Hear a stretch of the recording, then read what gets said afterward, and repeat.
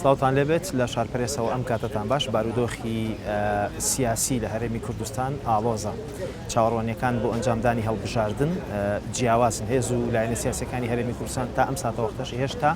یەکلایی نەبوونەتەوە ڕێک نەکەوتون لەسەر هەم شێوازی ئەنجامدانی هەڵبژاردن هەم کاراکردنەوەی کۆمسیۆنی باڵای سەربەخۆی هەڵبژاردنەکان بەگشتی بارودۆخی سیاسی هەرێمی کوردستان و ئەگەر و مەترسیەکان بۆ سەر هەرێم دەبێتە تەوەری سەرەکی گفتوگۆکەم لەگەڵ بەڕێز کاردۆ محەممەد ڕێخەری ژووری پەرلەمانی بزوتنەوەی گۆڕان کە بۆ سپاسەوە لەگەڵم دەبێت کا کاردۆ سڵاوت لێبێم کاتت باش سپاس بە ئەو دەرفەتە ئەو بارودۆخی کە لە هەرێمی کوردستان هاتوۆتە پێشەوە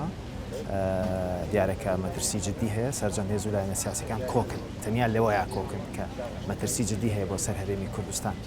بەڕاستی دەبێت هێزەکان ئێستا هەنگاوی کردداری چی بنێن بۆ ئەوەی کە بەر بە مەترسیەکان بگرن لە ئێمە لە ینی بەگشتی دنیاش و ناوچەکەش و عێراق و هەرێمی کوردستانیش لە دۆخێکی ئاڵۆز و پەرسەنی ڕوودا و هەیە و چاوەڕێی سینناریۆی جیاجیا دەکرێت ئێمەش ماوەیەکی درێژە دەرفەتێکمان بۆ ڕەخساوە لە ناوچەکە بتوانین بینایی کیانی خۆمان بکەین بەداخەوە دەرفەتمان زۆر لە دەستدا و لە دەستدانی دەرفەتیش ینی وێستگەی مێژووی وایە هەموو کات لۆ هەڵناکەوێتن بۆیە ئێستا بەرەبەرە مەترسیەکان زیاد دەبن بەهۆی گۆڕانی هاوسەنجی هێزەکان و ڕووداوەکانیش ئەمە بەشێکی پەیوەندی بە مەترسی دەرەچیەوە هەیە و بەشێکی پەیوەندی بە سیاسەتی ناوخۆوە ینی کورد لە ڕووی وجودیوە ڕەنگە با بڵێن هاوچێشەی نێودەوڵەتی خەتەری نەمانی نەبێ مانەوە ئێستا خەتەری استراتیژی هەیە کە پەیوەندی بە سیاسەتی دەسەڵاتداران و هێزە ڕئیسیەکان کە ڕۆڵیان لە نەخشەی سیاسی هەیە یعنی ئەم خەتەرە چییە؟ سیاسەتێکی نیشتیمانسازی لە کوردستاندا نییە ینی ئەوەندەی بەرژەوەندی لۆکاڵی و حزبی زاڵە بەسەر سیاست ئەمەش ئیشکالاتی بۆ دروست کردوین لە بەڕێوەبردن بەڕێوەبردنێک کە ئاسایشی کۆمەڵایەتی تێکەدا ئاشتەوایی کۆمەڵایەتی تێکەدا عەدالەت ناهێنێک پەیوەندی بەم جیاوازی حکومکردنەیە کە ئەمە مەترسیەکی گەورەیە لەسەر گۆڕانی هێز یا بتوانینی ڕوبەڕووبوونەوەی ئێستا کە پەیوەندی نێوان هێز و لایەنە سیاسیەکانیش لە هەرێمی کوردستان خراپە کەواتە ئەم خراپیە تا چەند کاریگەر دەبێت لەسەر زۆرتربوون و درێژبوونەوەی بوونی مەترسیەکان بۆ سەر هەرێمی کوردستان زەلیل خراپیەکە لە هەموو ئاستەکانە تۆ لە ئاستی اقتصادی دەری لە ئاستی سیاسی دەری لە ئاستی کۆمەڵایەتی لە ئاستی دەرەوە لە بینی بەڕێوەبردنێکی شکست خواردووە چۆن چا دەبێت بەگرتنەبەری سیاسەتێکی دروست ئەمە بەچی دەکرێت ئەمانە بە حکمی ئەوەی بەرژەوەندی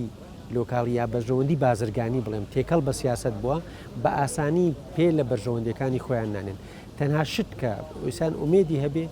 ئێستا گوشارەکانی دەوڵەتیە و ناڕزایی خەڵکە بۆی ببێتە مای ئەوان بەخۆدا بستنەوە بۆ سیاستێک کە دەبێتە هۆی مانەوەی خۆشیان و خەوارەکەش زۆر باش یەکێکی دیکە لە هۆکارەکان کەوای کردووە دۆخی هەرێمی کوردستان تا ئاستێک ئاڵۆز بێت بە تایبەت پەیوەندی نێوان هێزەکان بابەتی ڕێگنەکەوتنی لایەنەکانە لەسەر هەڵبژاردننی داهاتووی هەرێمی کوردستان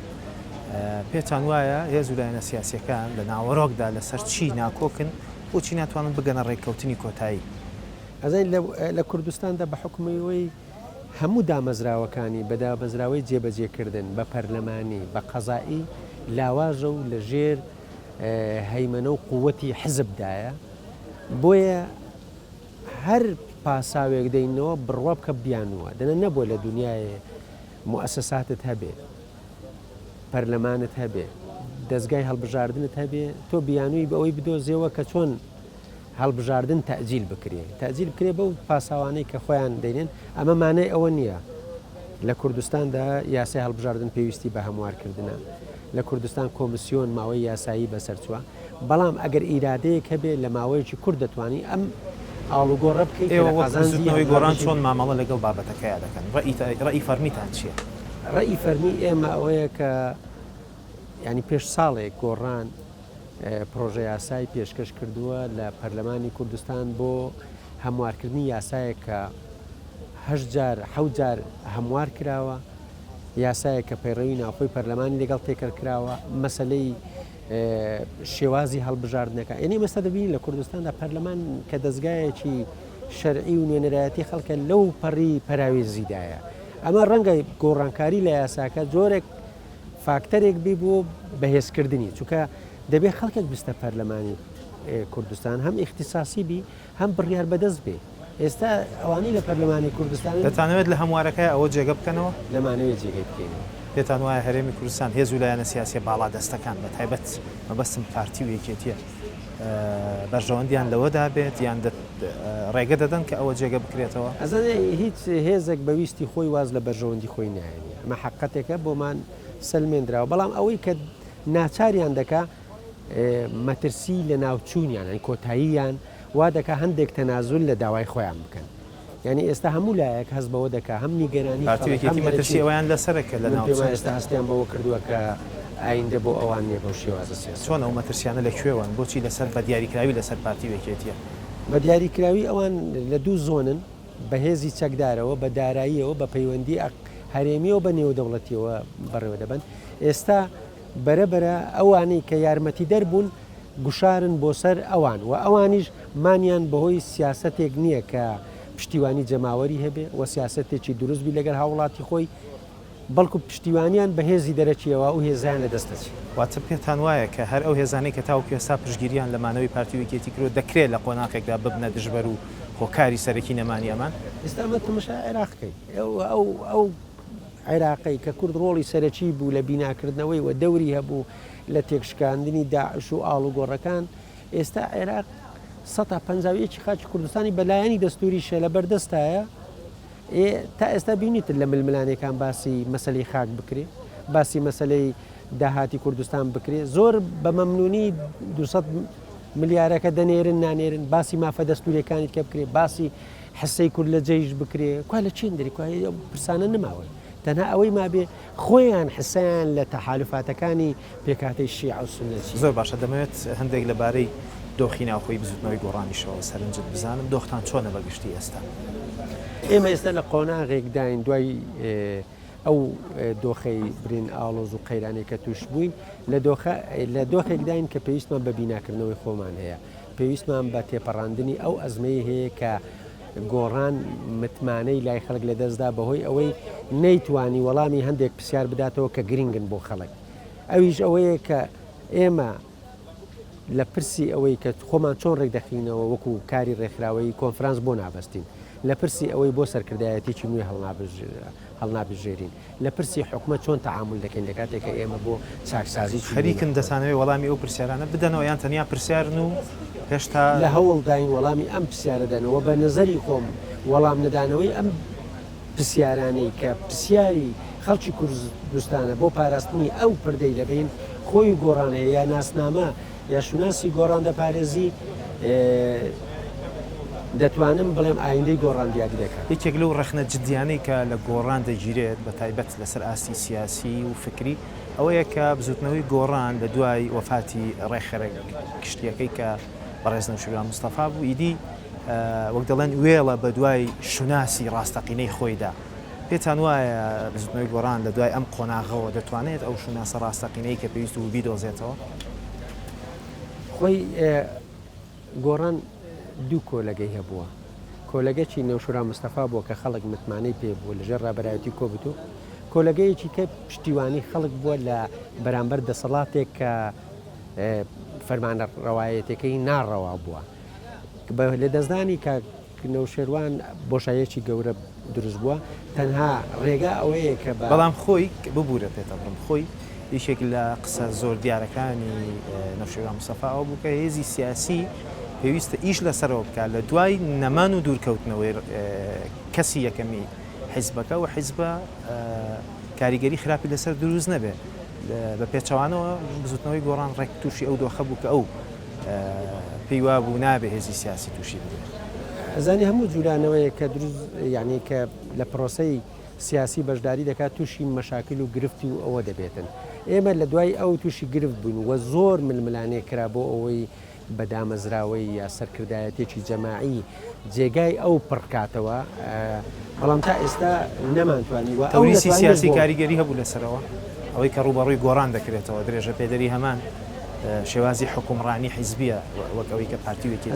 زۆر عوامل کاریگەریان هەیە ئەم دژایەتیکردن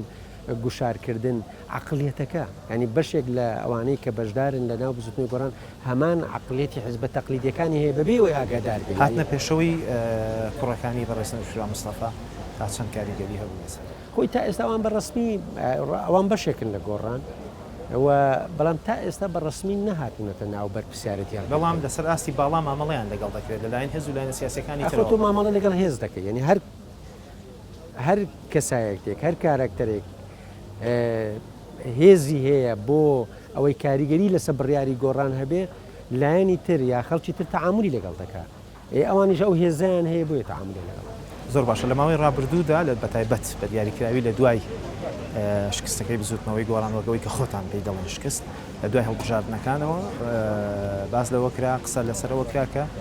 ڕێخەری گشتی بزوتنەوەکە دەستی لە کار کێشاوەتەوە بەڵام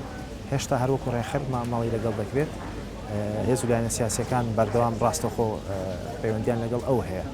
بەڕاستی دەستی لە کار کێشاوەتەوە بەڕێز عومەری سەید عەلیان هێشتا ڕێخەرە خۆی دەستی لە کار کێشاوەتەوە بەڕسمی وە قبوڵیش کراوە بە خانەی بەڵام پێشوازی لە وەفدی فەرمی حیزبەکان بەڵام لە ڕاستیدا یعنی جاروێ هەندە هەڵێ دەکرێت لە کاری شێوازی بەڕێوەبردن ئەویش ئەوەیە تۆ کە دەست لە کار کێشاوە یەکسەر دەبێت لە هەڵبژاردن بکەی بۆ دانانی خەڵکێک لە جێوان کە هەڵبژاردن نەکەیتان کرد بە ئومێدی ئەوەی کە کۆنفرانس دەبەستین کۆنفرانسەکەش تاجیل بوو ئەمە ئیشکالاتی بۆ دروستکردین بەڕاستی ئیشکالەکە چیە بۆچی بزوتنەوەی گۆڕان ساخ نابێتەوە فاکتەری دەرەوەی بزوتنەوەکە هەیە کاریگەری یەک بیر بۆچوونی جیاوازەیە بۆ شێوازی بەڕێوەبردن یا بۆ شێوازی کە وتم باسی ئەو پرسیارە جەوهریانم کرد کە پێویستە گۆڕان وەڵامی بداتەوە ئەمانە دەکەوێتە ململانێ دەکەوێتە گرفت دەبتە گرفت لە بەردەم چارەسەرکردنێکی بنەڕەتی کە گۆڕان پێویستی بە بنیانەوەیکی بنەڕەتی هەیە بۆ لایەنی ڕێکخراوەی سیاسەتی بۆ هاوپەیمانی لە هەوڵدای دەتوانێت ئەگەر ئیرادە هەبێت ئیرادەی هەیە بەشێکی ئەساسی ئیرادیان ئەوەیە کە گۆڕانکاری بچکە مەسلحەتی بزوتنەوەی گۆڕان هێزێکە ئەوانە لە ناوەندی بڕیاردان سەرچاوی دارایی چەک ئەنی هێزێکی مەدەنیە بۆیە بەرژەوەندی ئەو خەڵکەی کە لەگەڵ گۆڕانە بەرژەوەندی ئەوەیە کە خەمی خەڵکی هەبێ و گۆڕان وەکو هێزێک کە لە بەرەی جەماوەرە بپارێزێ بۆیە ئەو ئیرادەیە زۆرە بەرفەرەوانە سەرچاوی مرۆیی بەهێزی هەیە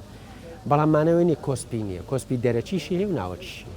زۆر سپاس بەڕێزکار محەممەد ڕێخەری ژووری پەرلەمانی بزوتنەوەی گۆڕان سپاس بە ئەو دەرفەتە بینەرانی بەڕێز سپاس بەوەش کاتێکی خۆش خواتان لەگەڵ بێت.